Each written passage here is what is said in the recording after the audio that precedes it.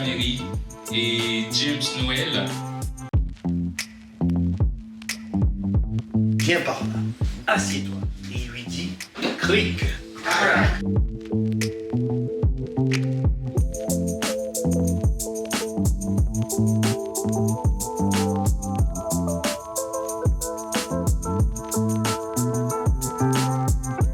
C'était assez intéressant de voir comment un livre peut fédérer des doutes, des sentiments, des impressions, des inquiétudes, des incertitudes et aussi des certitudes et sur des choses que nous vivons aujourd'hui ici, sur l'histoire d'une certaine modernité.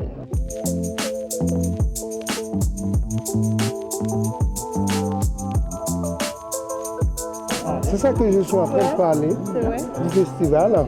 Pour moi, c'est un concept que je définis dans ma théorie que je suis en train de développer à ce qu'on appelle l'anthropologie de masse.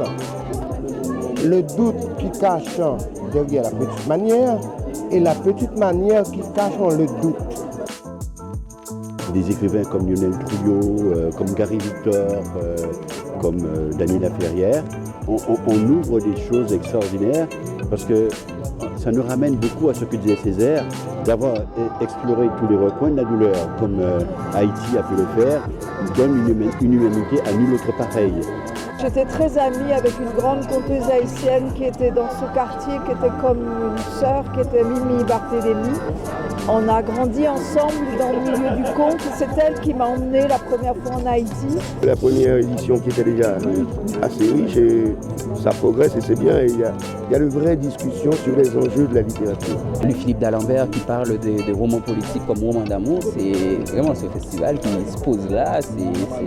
C'est une fête païenne de la poésie et de la fiction. Je trouve que cette dérivation autour des librairies, que ce soit la Régulière ou le Pied-à-Terre ou le 360, non, c'est des lieux qui rendent vivant cet espace, ce quartier. Aussi, c'est le festival de la Goutte d'Or, donc à vie. Ce serait super de reproduire ce que j'ai vu ici, et bien chez moi en Haïti. C'est assez intense pour l'exprimer, on voit que tout le monde est très content et apprécie beaucoup, donc ça nous fait plaisir et voilà. C'est-à-dire que c'est beaucoup de préparation, beaucoup de travail en amont et quand on voit le produit prendre forme, c'est un plaisir sans égal. Donc l'écrivaine qui a été invitée d'honneur est Camille Laurence, donc je trouve que c'est plutôt une bonne chose.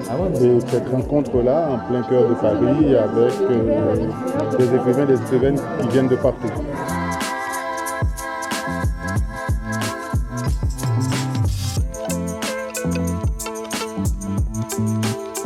Guy est là, ok.